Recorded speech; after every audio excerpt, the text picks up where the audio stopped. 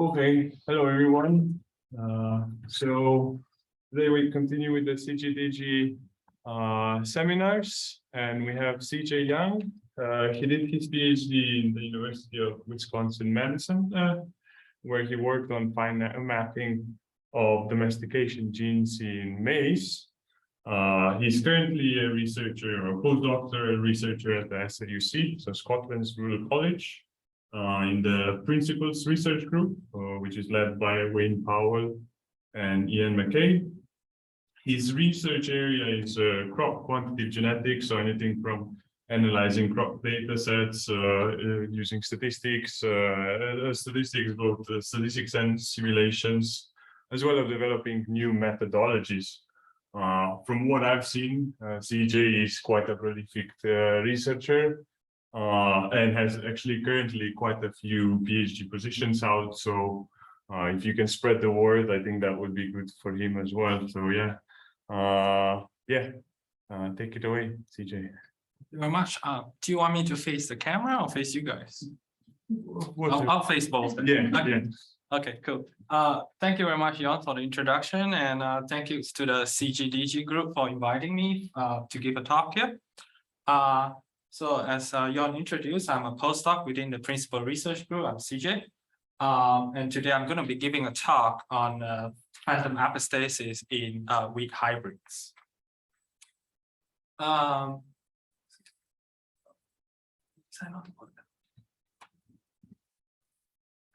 Yes, I can just use the keyboard if that's the mouse as well. If you want. Or wait, maybe it's no. Yeah, now it works. Okay, now it's working. Okay, thanks. So yeah, basically here's the outline of my talk today. It's very similar, not fully similar to the previous talk I gave at the biometrics in plant breeding conference about 2 months ago in Paris. Basically, this is kind of a reboot version because then I kind of took some of the stuff that I learned there and kind of incorporate and modify the analysis that we did in this work. So first, we're just going to go through some introduction. We'll talk about what is phantom epistasis, what is heterosis, and then we'll look into a bit of a simulation, how mid-parent heterosis looks like in terms of the distributions. And then we'll also look into a slightly more complex simulation of trying to get different genetic architectures. And within that simulation, we'll try to estimate different variance components, and we'll also run some GWAS analysis on that. So first of all, what is phantom epistasis? So epistasis is essentially an interaction between two or more different genetic locus. And phantom epistasis is simply meaning that significant epistatic effect when the causative QTL is purely additive or dominant. So for example, here we have a QTL that is responsible for the traits, but is hiding behind what is being detected by our model as phantom epistasis. One of the possible causes of phantom epistasis was described in this paper by Los Campos in 2019, where they found that phantom epistasis can arise when you have three loci. They are in impartial linkage disequilibrium. So for in this chart here, you see the Q and the two markers, so they are in imperfect LD, and that can give rise to phantom epistasis. That paper kind of came around in response to some of the work in human genetics, where they found hundreds of epistatic loci in some human traits that they studied back in 2014. And immediately following that, another group added more sequencing data, and they were able to demonstrate that the newly added data can explain those traits as simply being additive QTLs. And so then it went on, and they finally concluded, these are mostly just phantom epistasis, and it's just simply additive QTL. And then on heterosis, here's just a very simple explanation of heterosis. Basically, you have an F1 progeny that outperform the parents. So just like most parents, you want your kids to have a better life than you. So it's good as long as that's what kind of it relates to heterosis. Yeah. There are three different ways to measure it. So you have the best parent heterosis. So that just means that your progeny is better than both the parent. You have the mean parent heterosis, which is the progeny better than the average of the two parents. And you have the one that's not really used, they call the worst parent heterosis, which is the progeny is better than one of the parents. For those of you who are not familiar with heterosis, but are more familiar with inbreeding depressions, they're essentially two sides of the same coin, because it relates to the heterozygosity level and the trait expression. Common cause of heterosis is often thought to be overdominance. If you look into the simple chart on the left here, we have three different genotypes. As you can see, the homozygous genotype have effects -A and A, and in between them is a 0. And in this case, the dominance has a much stronger effect way to the right of the scale, higher than the homozygous capital A case. So in this case, this is an overdominance because the dominance effect is larger than the additive alone. But in biology, overdominance may not be as common as we think it is, because what might have happened is that it's a different phenomenon called pseudo-overdominance. It's known as dispersed dominance. So if you look into the figure here to the right, you have the two parents where the two alleles are tightly linked together, the A and B allele, where the capital A and the capital B confers the effect of 1, and then the little one confers the effect of 0. So then the parent have a phenotype of 1 and 1. But because the capital allele is dominant over the small letters, you have an effect of 0.75. This is just an example of a partial dominance. So then when you make a cross, you get a progeny that is heterozygous at both genes, and you get a higher trait value. And here you have an example of heterosis due to pseudo-overdominance. For those of you who are interested in learning more about plant breeding and heterosis and stuff, you can check out this review paper at the bottom here, published by Ian Mackay, which is one of our leading. And within the same review paper, they also describe many different causes of heterosis. A lot of it are very seen as isolated cases. So it's like a very specific example, like, mitochondrial complementation, metabolic balance, and things like that. Overall, it's still dominance that seems to play the major role in heterosis. Now, when it comes to breeding, how do we make use of heterosis? In standard breeding, you have a breeding pool. You basically improve within it, and then you get some lines out from the breeding program. In heterosis, in trying to exploit heterosis, you would need to create at least 2 breeding pools. You separate that, and then you independently improve that, and then you make crosses and you get improved hybrids. And in this case, the breeding pool, as it relates to heterosis, we call them as heterotic pools. What do we know about them? In maize, in fact, it has been long used in the breeding history. It goes back to several decades. So in this left here, we have a reproduced figure of a PCA plot, because I'm told that I'm not supposed to use any figure unless they are freely open access. So here's just a reproduced figure of it, where you have 3 different maize heterotic pool, the stave stalk, non-stave stalk, and the dam populations.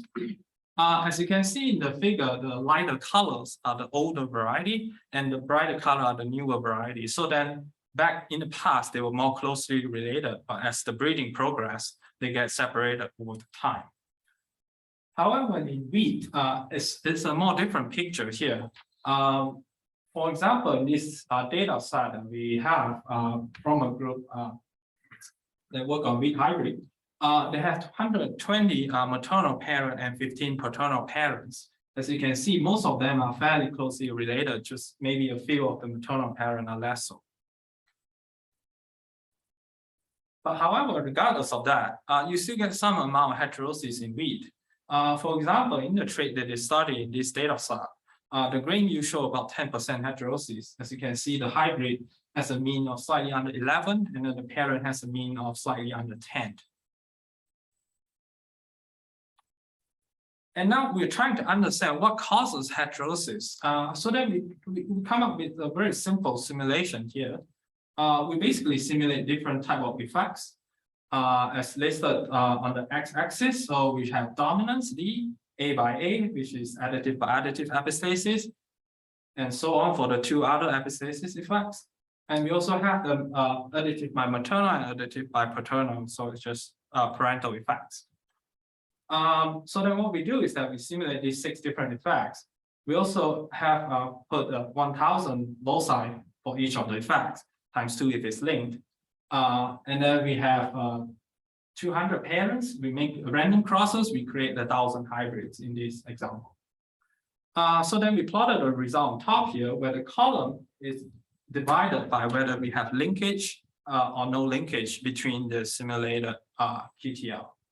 And then within the row is whether the effect is non-directional or directional. So what that means is that non-directional is just random sample from a normal distribution, so you can get equal positive and negative effects. Unidirectional is just when you have all the major allele conferring the same direction of the effects. So then what we see here on the top panel is that when you have no directional effect, you just don't get any heterosis at all. So one of the key components of having heterosis is to have directional effects. And then when you look at the bottom left panel, you start to see that dominance and dominance by dominance deviate from 0. So those are the two that can confer heterosis when the effect is directional. And then when you move to the 2 other examples with positive and negative linkage, you start to see additive by additive being able to contribute to heterosis as well. And what we see here is that when the linkage is positive, so basically the effects are in the same directions, you get negative heterosis. But when the linkage is negative, so when the effects are opposite, you get a positive heterosis. So here you kind of ring a bell back to what we learned earlier about dispersed dominance. So it's very similar conceptually because you need a negative linkage to have a positive heterosis.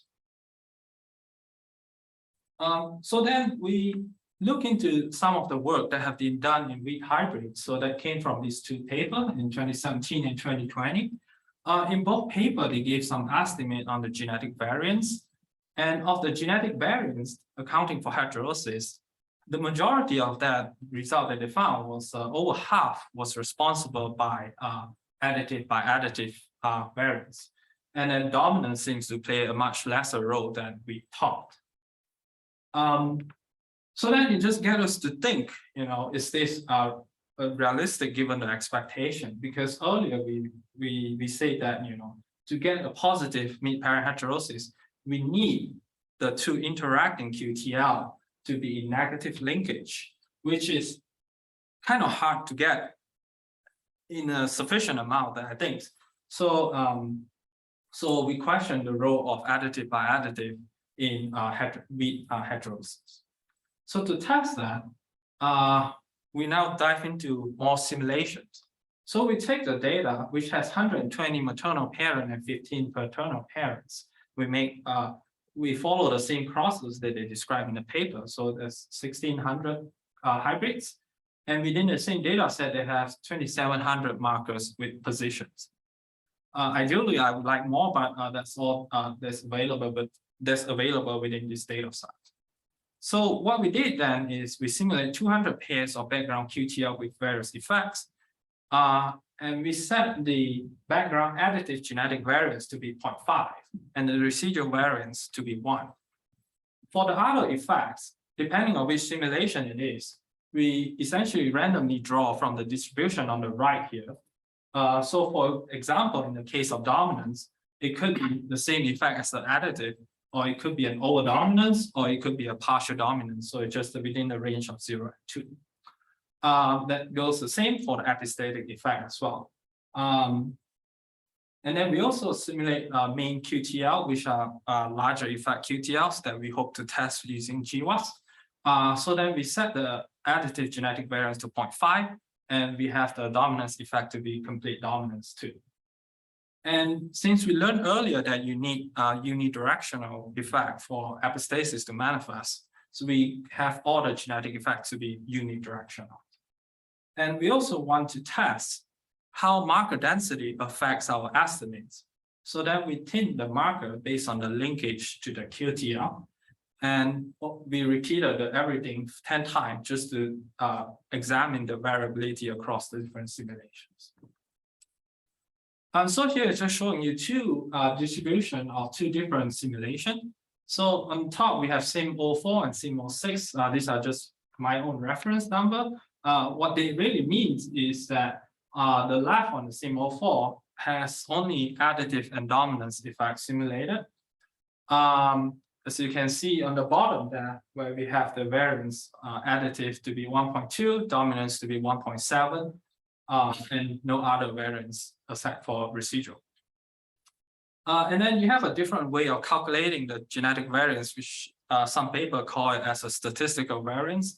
We'll not talk about it at the moment. We'll come back to it in a few slides. It's just here for your reference.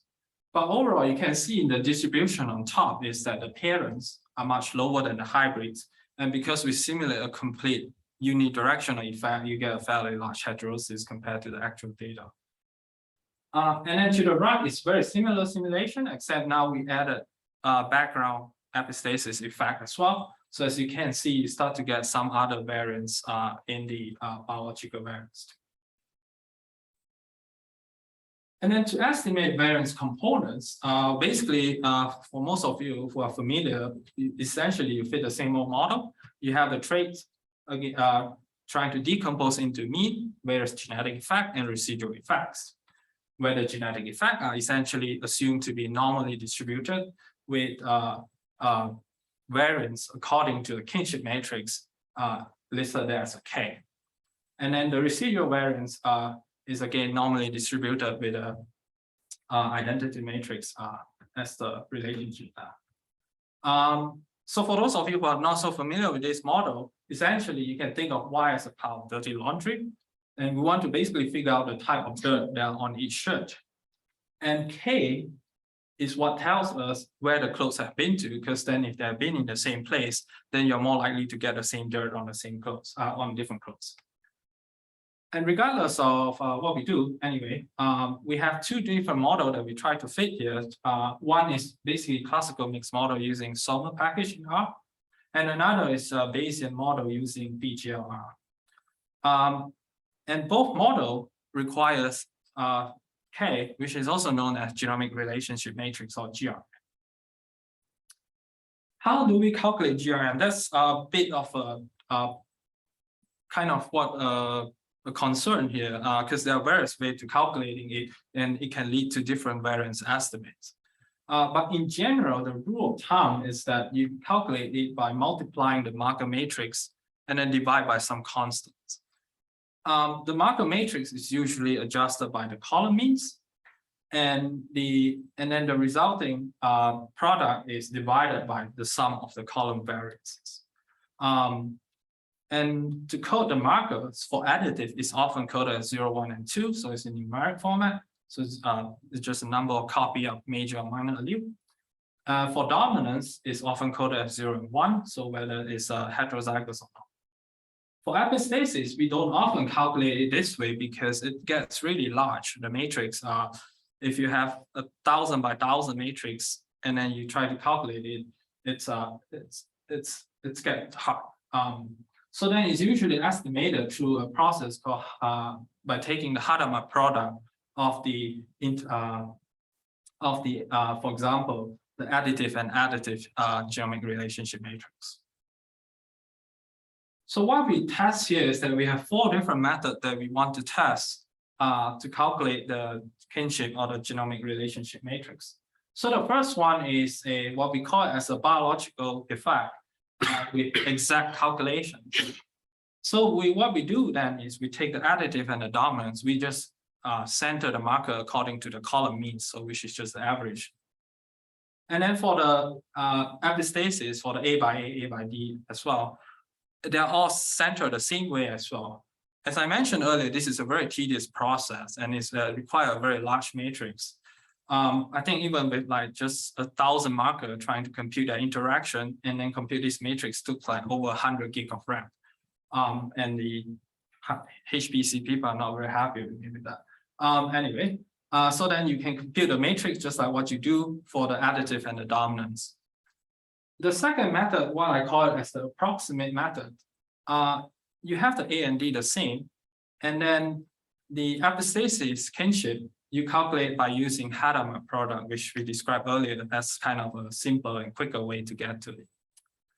The difference between these two methods is that the first method, you center the mean after you have computed it. The second method, you actually center before computing it. So then your resulting matrix actually have a different mean from the other one.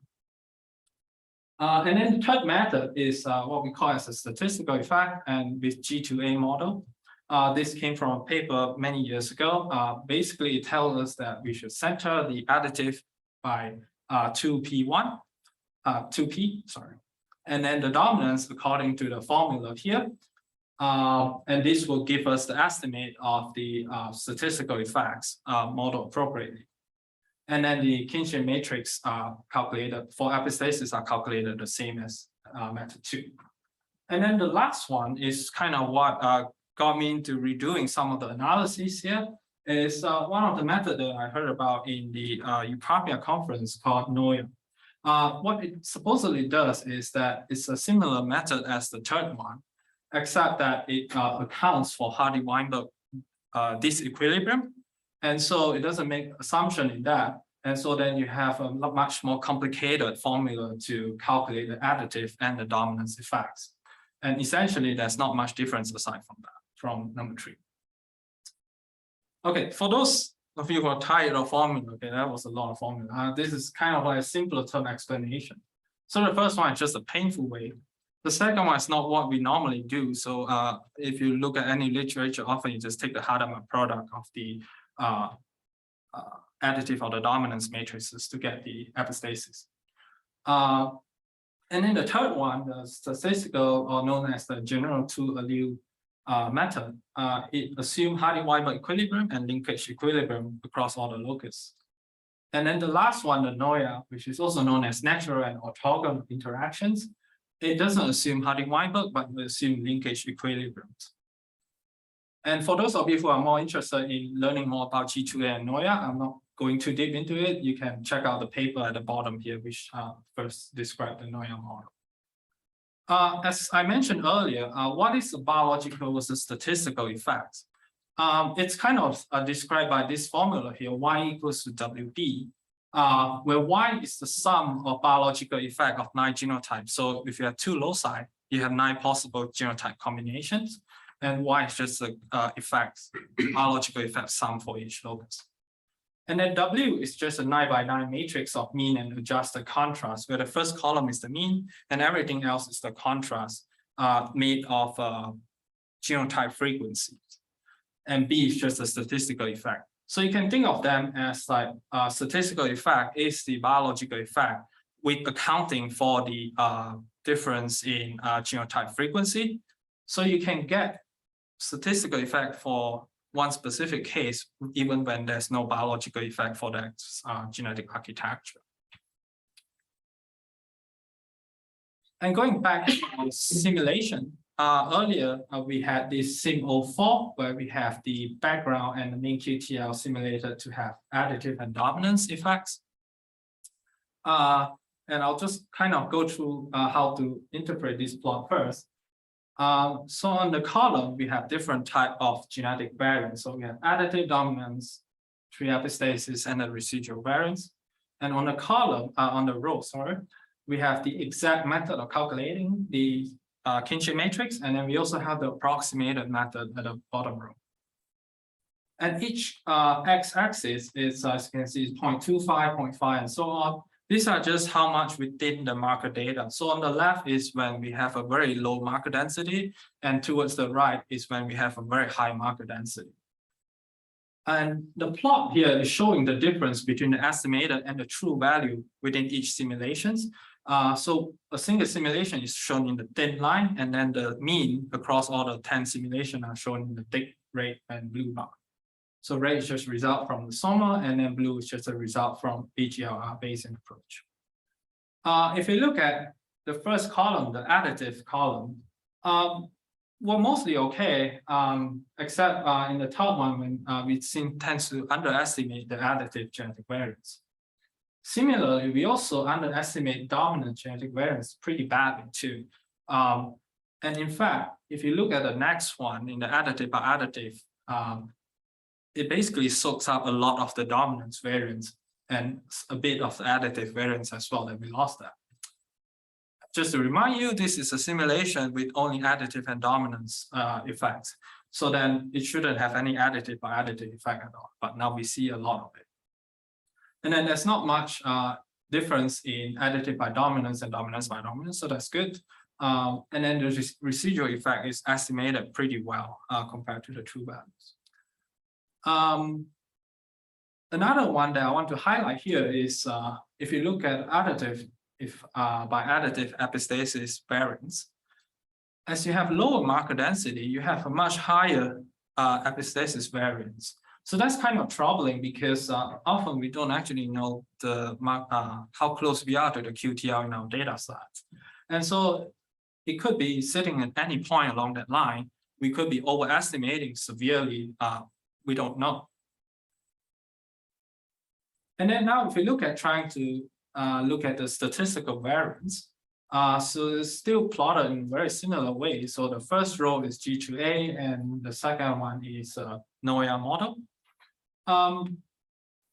Overall, it looks like the statistical effects are better estimated than the biological effects.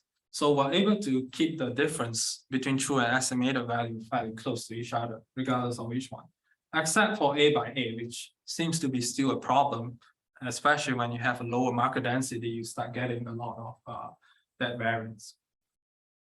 One thing I noticed with the NOIA model that we didn't have before is that in the G2A model, we get quite a bit of dominance by dominance variance that came out as a spurious results. But with the NOIA model, we're able to remove that and get a much better estimate. So I guess there's some advantage in using that model over the standard G2A model. And next here is just showing some results from the different simulation where now we have all kinds of effects in this simulated traits. Except now here is that the estimate of A is pretty bad. You can see in the result, it kind of varies across all the different simulations. It goes all over the place. And we still underestimated D. And the inflation in A by A gets even worse in this case compared to what we saw earlier. And then if you look at the statistical variance as well, A by A is still a problem. But aside from that, the what we see here is that the G2A and NOIA model are still giving fairly similar results. Overall, I think NOIA, what it really fixes is just the dominance by dominance and nothing really. Because mostly Hardy-Weinberg equilibrium is not that big a problem compared to linkage equilibrium assumption, which is why I think we're getting a lot of the A by A. And so even with NOIA, where it claims that the geometric relationship matrices are often orthogonal, it's not true when you have a lot of linkage. So then going back to the wheat hybrid paper where they described the ton of epistasis variance contributing towards heterosis. Can we use variance components to infer genetic architecture? I think the quite a short answer is no, because we don't really know how close we are to the QTL. And so we don't know how well are the estimates. And as we saw in the results, regardless of what we do, which model we put in, phantom epistasis is pervasive. So you get a lot of epistasis in the absence of it. And this is kind of already been stressed before in a previous publication, where they basically say that genetic architecture cannot be inferred from variance component analysis. But let's say even if you're willing to close one eye and try to use it to estimate, trying to estimate statistical effects is still quite misleading because it doesn't actually tell us about the underlying biology of heterosis. So even if you get a better estimate, to the true value with the statistical variance, it's kind of meaningless because it doesn't actually tell you about the gene actions at the bottom of it. But then we turn into GWAS. Can GWAS give us a better answer than variance component? So using the same simulation that we did, we ran some GWAS in it. So in this case, I only have the result for the LD threshold of 0.5, so it's a medium marker density. So we managed to map two of the simulated mean QTL, one on 5A and one on 6A, when we use additive and dominant GWAS respectively. And then when we turn into epistasis GWAS, so we have the A by D, and D by D, we get some spurious significance in the case of the A by A GWAS. And it's a fairly significant one as well. I think they actually connect between the two simulated QTL, which is kind of interesting. Ideally, I would like more results to show for the GWAS, but I literally just got this last night, and I'm still having a lot of things running in the background slowly. So here are just some of the previous results that I presented at the conference, for people who haven't been there. So in this simulation, we have very similar simulation as well, when none of the epistasis QTL are present. We can see that you get some dominance significance when the marker density is high, but none when the marker density is low. But then when we turn into the epistasis GWAS, you start getting a lot of hit, even though there's no epistasis QTL simulator, whether you have a high or low marker density. And all this tends to vary quite a lot across simulations. Sometimes you get nothing at all, sometimes you get things like this. So it's quite inconclusive in that way, trying to rely on GWAS. So going here's kind of where I stop, because that's all I have for today. Kind of just want to reiterate the take-home messages that we have learned. So first is heterosis arise due to directional dominance as well as dominance by dominance. Second, heterosis can arise due to dispersed favorable additive-by-additive interactions. So you can see in the bottom here, just to remind you, so the parents have no epistasis interaction in either of them, so they have a trait value of 0. But then when you cross them together, now you have the capital G and the capital H and then the little g and little h together. So then they start interacting, you start getting some effects out from it. So this is how you can get epistasis out from additive-by-additive. And then the third one is what we saw from the variance component analysis, that trying to infer the genetic architecture is really challenging. And it's further complicated by marker density. So we can actually do one way. We can, if we know the variance, we can see how it looks like, how we plotted the result, but we can't go backwards. So it's not clear that way. And then if you try to use GWAS, it's not any better as well, because there's no easy way to control for the false positive when you start using interaction tests. With that, I would like to just bring to your attention, for those of you who are not familiar with our group, as Jan mentioned earlier, it's led by Wayne Powell at SRUC. We're basically a group that focuses on plant breeding and quantitative genetics. And I would like to thank the authors who make the data publicly available. And very grateful to Jan and CGDG for the invite to give the talk today. We'd also like to thank the UK Crop Diversity Computing Facility over at JHI for providing and tolerating with my analysis. The slides will be available on my GitHub page. And also, if you guys are interested, you can reach out to us on Twitter and or contact me by email as well. And I'm just going to leave the last slide here, just an advertisement for those of you who are interested in looking for a PhD program. We have 5 projects currently available within the group. So with that, thank you very much.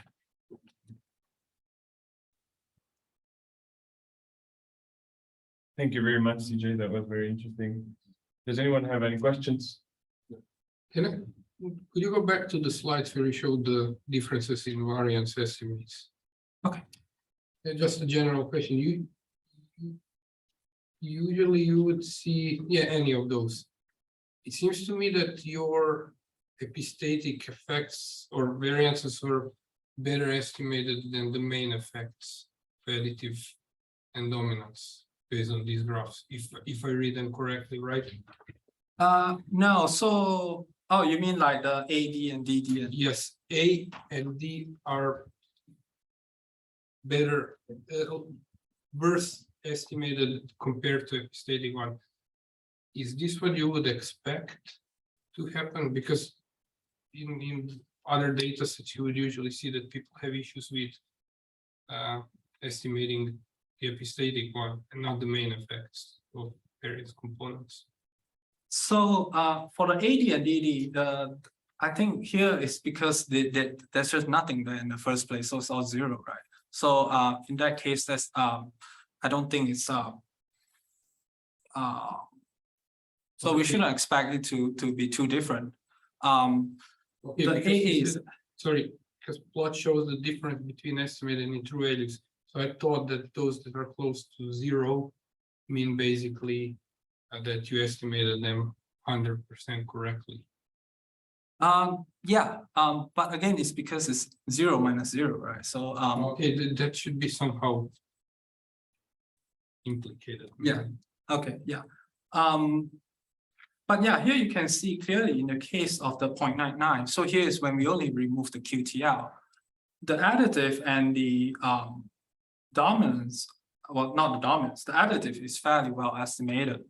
And the additive by additive is fairly small.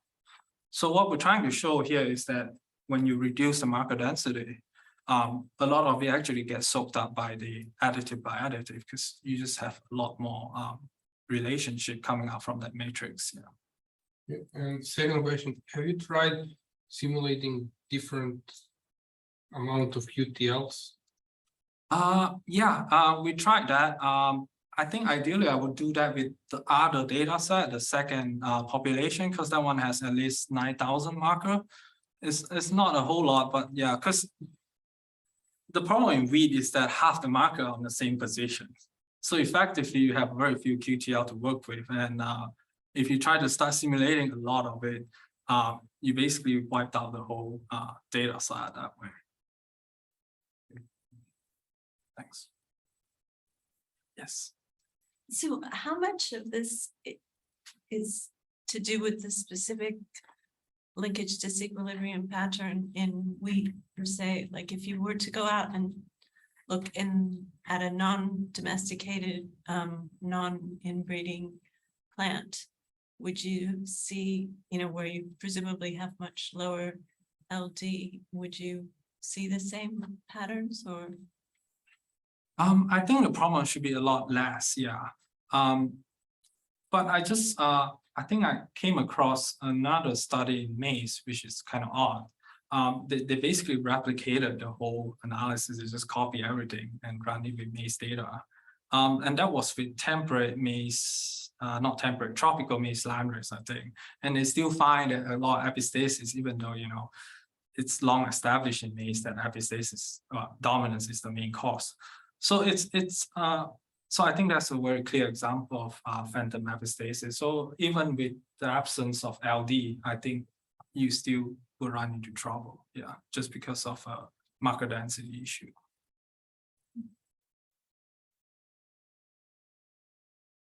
These are the 4 methods that you've tested. Which one you think is the most reliable one? I think the short answer is none of them is in terms of trying to infer the genetic architecture. I mean, if you're doing prediction, it doesn't exactly matter, I guess. I guess prediction, and you probably go with a statistical one, so because you estimate the variance fairly well that way. Yeah.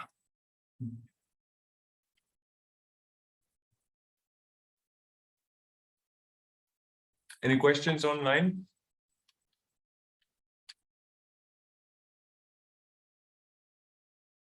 Check the chat maybe. All right. I have a, I guess maybe more of a comment. It was just in how you were describing the difference between the biological and the statistical effects. Do you mind popping back to that slide just quickly? Yeah, sure. This one. And maybe it's a bit nitpicky on my side, but the way I would see the biological effect is the A and the D added in dominance. And then statistical effects would be the allele substitution effect, Yeah. alpha, right? Yeah. So it would include A and D. Yeah. It might just be a little bit easier to see when you describe it as sort of that. I don't know if this is the forum for that, but I'm just letting you know. Just because I've sort of read what you've got there, it's a little bit cumbersome. Why is the sum of biological effect of 9 genotypes, but B is the statistical effect? Sorry. Just on the slide there, Yeah. where I read what is biological versus statistical, why is the sum of biological effect of 9 genotypes 2 loci? W is a 9 by 9 matrix of mean and adjusted contrast, that's fine. But B is the statistical effect. I think that it might be a bit more intuitive to say that B is a statistical effect because it actually is a combination of biological effects. Yeah. In a way. Yeah. And then everything after that is that you've got the statistical additive and dominance, which is fine. And then the statistical epistasis is the interactions between there. And then, but the biological side of things is the A's and the D's. Yeah. Maybe just a little bit. Yeah, I understand. Yeah, I think this definitely your suggestion is a lot clearer. A lot, Yeah. might just clear it. Yeah. But otherwise, really good. I was there at UCALP too, so this is my second run of your talk, so I can see Yeah, the. you got your haircut, right? Yeah, I don't think that's relevant. I almost didn't recognize. It's been a couple of months, as you said, yeah. Yeah, actually, I should have cited the paper that gave this formula. So it came from the Zuma's talk and the paper. So yeah, it would make more sense if it's written the opposite way. Definitely. Yeah. Thanks.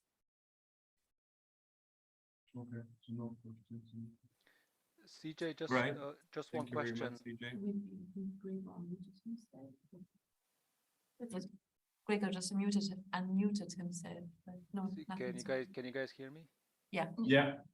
CJ, so this Neue model, but I believe now that Zulma Vitezika and the colleagues have done something more in this space. Have you maybe tried their version of the Neue model? I might be butchering the question because I'm not fully on top of the differences between what they've done and what's been done before. But I know Ivan has been looking into this as well a little bit. I see. Yeah, I'll check into what they've done. Not to keep up to date with them, but yeah. Okay. Thank you. Thanks. Thank you very much. See you next week. We have a new talk coming up on Tuesday, so hopefully see you then. Bye. I do want to mention in there, but I would be careful with the Neue model because they make such strong assumptions that they impose of organizations.